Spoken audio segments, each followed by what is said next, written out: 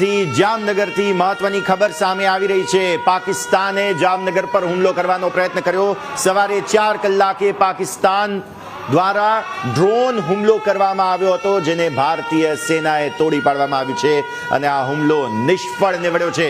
સવારે 4 કલાકે પાકિસ્તાને જામનગર પર હુમલો કરવાની કોશિશ કરી હતી, ડ્રોનથી આ હુમલો કરવાની કોશિશ કરી હતી। આ નાપાક કોશિશને નાકામયાબ નિષ્ફળ બનાવવાનું કામ ભારતીય સેનાએ કર્યું છે।